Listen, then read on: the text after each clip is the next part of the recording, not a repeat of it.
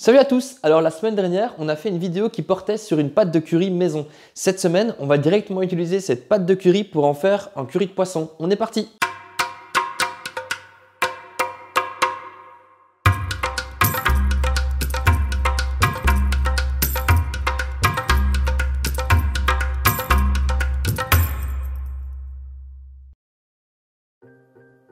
Pour ce curry de poisson, on aura besoin de plus ou moins 500 g de lotte ou d'un autre poisson blanc, 50 cl de crème de coco, 5 ou 6 feuilles de lime kaffir, 200 g de fruits de Jacques, 300 g de fèves et du riz pour 4 personnes.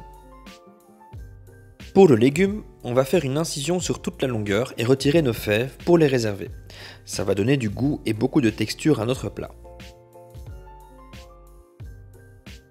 Le jacquier est un fruit typique des pays tropicaux et c'est un cousin éloigné du durian. Ça donne une texture de poulet une fois cuit.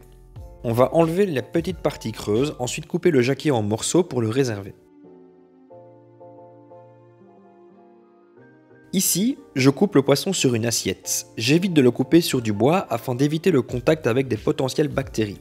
On va simplement le couper en morceaux relativement gros pour conserver son goût et de la mâche. Une fois cela fait, on le réserve.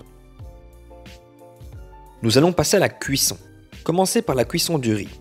Prenez ensuite une grande casserole et mettez-y l'équivalent d'une cuillère à soupe d'huile de cuisson neutre pour y faire revenir un peu votre pâte de curry. Ce processus permettra aux saveurs d'être plus puissantes. Dès les premiers frétillements, attendez environ encore 1 minute en mélangeant la pâte pour ne pas qu'elle brûle et ajoutez-y votre crème de coco. Le choix de la crème de coco permet d'y ajouter de l'eau si besoin. Touillez afin que la pâte s'incorpore bien dans la crème et vous aurez une jolie crème jaune. Mais il faut laisser le temps au curry de bien se délayer, donc pas d'inquiétude si ça ne colore pas de suite. Une fois chaud, on ajoute directement nos feuilles de lime kaffir et on continue à mélanger afin que la crème ne colle pas dans le fond. On y ajoute ensuite nos fèves et notre Jacques, on attend encore 5 minutes avant d'y mettre notre poisson et de cuire encore 15 minutes. Maintenant que votre plat est prêt et que le riz est cuit, vous pouvez dresser votre assiette en y ajoutant quelques feuilles de basilic thaï ou des feuilles de coriandre. Bon appétit! Comme vous le voyez, utiliser votre pâte de curry n'a rien de sorcier. Maintenant, c'est à vous de jouer, soyez créatifs, n'hésitez pas à nous suivre sur les réseaux sociaux, surtout abonnez-vous à la chaîne. À la prochaine, salut!